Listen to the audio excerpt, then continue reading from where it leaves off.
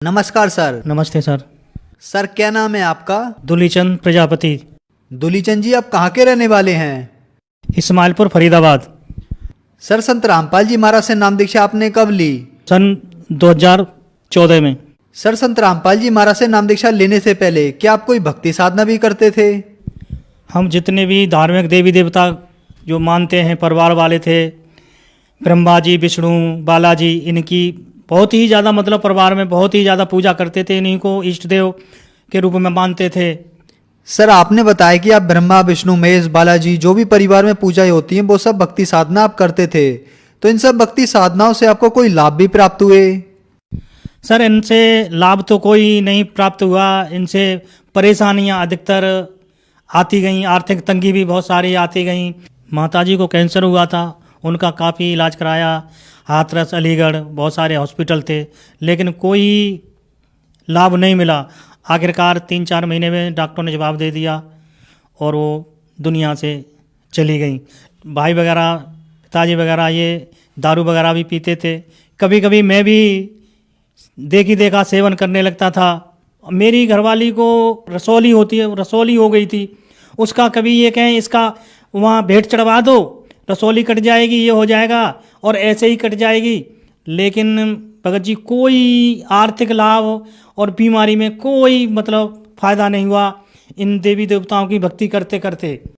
Sir आपने बताया कि आप जो भक्ति साधनाएं करते थे उनसे आपको कोई लाभ नहीं मिला, आपकी आर्थिक स्थिति खराब होती चली गई, आपकी माता जी को कैंसर हो गया, आपकी पत्नी को रसौली की समस्या हो गई, तो फिर संत रामपाल जी महाराज की शरण में आप कैसे आए?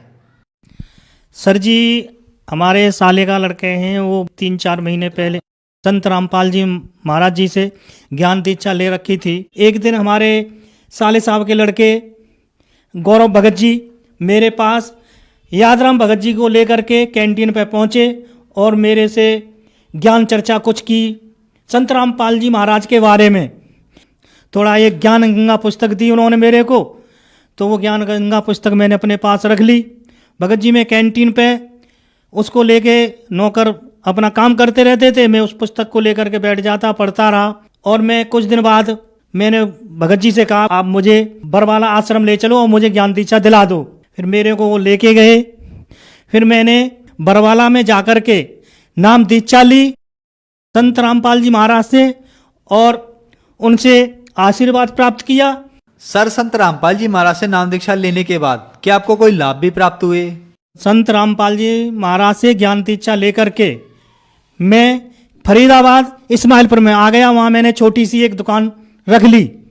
दुकान रखने के बाद फिर भी कुछ परिस्थितियाँ मेरी मतलब बिगड़ने लगीं, ज़्यादा ही स्थिति खराब हो गई। मैंने अपने भक्त भाइयों से कहा भगत जी ऐसा करो, मेरे पास कर्जा ज़्यादा हो गया है, ये मेरा पहले 2 साल पहले 7 लाख का मकान बिक रहा था, आप जो देना चाहें वो मेरे को 5 लाख ही आप दे दो, मैं उसको आपको दे दूंगा, लेकिन मैं कर्जे से मुक्ति मिल जाएगी।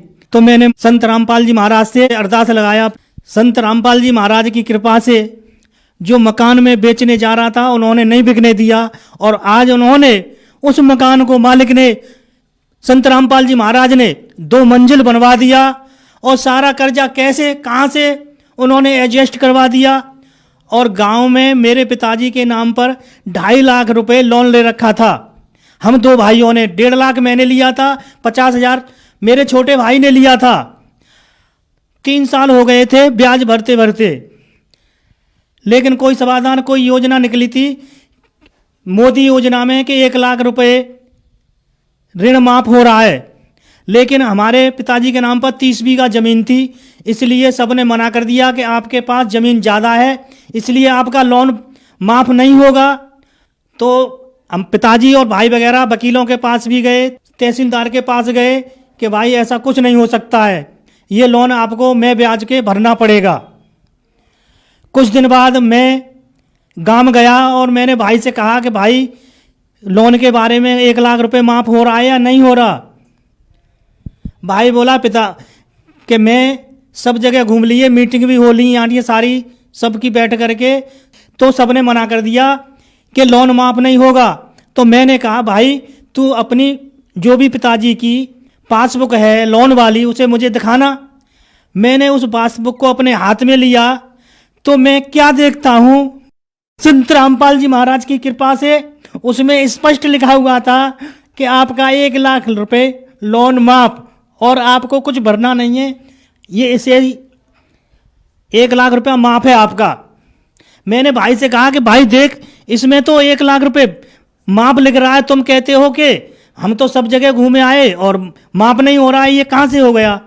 मैंने कहा मैं अब जाता हूँ दिल्ली, तुम सुबह जा करके इसका पता करके मुझे बताना। तो भाई बैंक गया और वहाँ देखा तो 1 लाख रुपए उसमें माफ था, 1,60,000 रुपये टोटल उसमें बचा हुआ था। उसके बाद 1 लाख माफ करने के बाद जो माफ किया था फिर दोबारा से 1 लाख रुपए उसमें और भेज दिया। उसके बाद मेरे को मलेरिया बन गया और ऐसा बन गया कि मेरी प्लेटें बहुत ज़्यादा डाउन हो गई। तो मेरे को वहाँ से हॉस्पिटल ले गए, आनंद हॉस्पिटल है एक फरीदाबाद में 28 सेक्टर में, गीता चैरिटेबल के नाम से है, उसमें भी मेरे को मना कर दिया कि इनका हमारे पास इलाज नहीं है, इनकी प्लेटें तो बहुत ज़्यादा चली गई हैं। और कहीं दूसरी जगह फिर उन्होंने एम्स के लिए रेफ़र कर दिया। मुझे एम्स में ले जाया गया, वहाँ मेरा चेकअप हुआ तो उसमें मेरी 6,000 प्लेटें मात्र रह गई थीं। डॉक्टर ने कहा कि ये तो 6,000 प्लेट मरे हुए व्यक्ति की होती हैं और ये तो व्यक्ति मर चुका है, लेकिन ये श्वासें कैसे चल रही हैं ये हम नहीं कह सकते। हम आपको यहाँ से डिस्चार्ज करते हैं, आप इनको कहीं भी लेके जा सकते हैं। उसके बाद हमने संत रामपाल जी महाराज से अरदास लगाई और कहा कि हे मालिक, आप ही हो जो भी हो। और मेरी पत्नी शकुंतला, पुत्र नरेश मेरे को बोले चलो कोई बात नहीं है, सफदरगंज हॉस्पिटल ले चलते हैं, वहाँ और चेक करा लेते हैं, एंड में तो घर पे जाना ही जाना है। तो वहाँ लेके गए तो मैंने अपने लड़का मेरा रोने लगा, बख्तबजी रोने लगी और रिश्तेदार वहाँ सारे इकट्ठे हो गए। तो मैंने अपने पुत्र से कहा, बेटे संत रामपाल जी महाराज का एक ऐसा ज्ञान है, बाप से पहले बेटा नहीं मर सकता, तो आप भक्ति करो, जितनी हो सके भक्ति करो और मेरा कुछ नहीं बिगड़ेगा। और सफदरगंज हॉस्पिटल में भी मेरे को मृत घोषित कर दिया।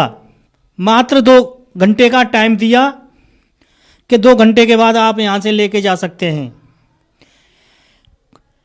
भगत जी हमारे यहाँ से कई भगत वहाँ पर जाके संत रामपाल जी महाराज की ज्ञान का मंत्रों का उच्चारण वहाँ करने लगे। संत रामपाल जी महाराज कबीर साहब के रूप में आए और उन्होंने मेरे को आशीर्वाद दिया कि बेटे अब तुझे मैं अपने कोटे से उम्र देता हूँ। और संत रामपाल जी महाराज की दया से कबीर रूप में प्रकट होकर मुझे जीवन दान दिया।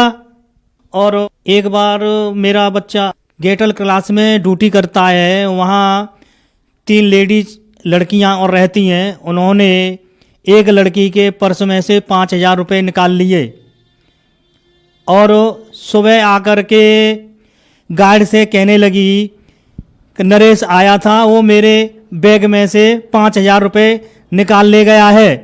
गार्ड बोला नरेश तो आज आया भी नहीं है, नरेश कहाँ से पैसे आपके निकाल रह गया।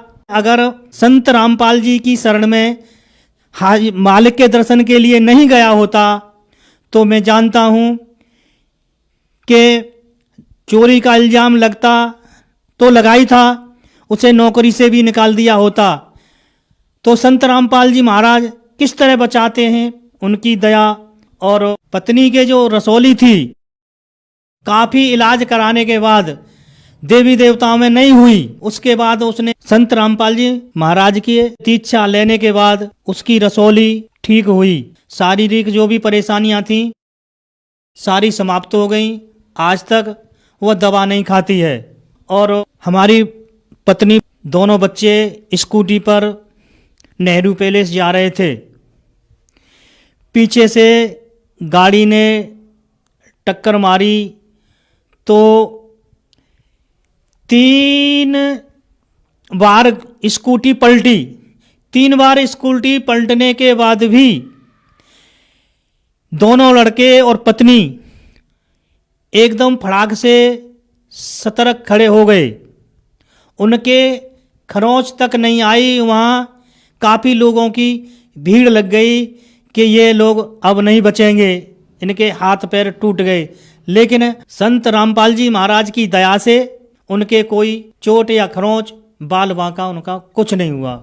सर, संत रामपाल जी महाराज से नाम दीक्षा कैसे ली जा सकती है? संत रामपाल जी महाराज के चैनलों पर सत्संग चलते हैं। ईश्वर टीवी है, साधना चीली है, श्रद्धा चैनल है, बहुत सारे सत्संग चलते हैं। उनके नीचे पट्टी चलती है, पट्टियों पर नंबर लिखा होता है। उन नंबरों पर संपर्क करके जो नज़दीकी नाम केंद्र हैं उनसे आप संपर्क करके वो नज़दीक का जो सेंटर है वो बता देंगे। आप वहाँ से नामदान केंद्र से ज्ञान दीक्षा ले सकते हैं और अपना कल्याण कराएं। धन्यवाद सर। सत साहेब।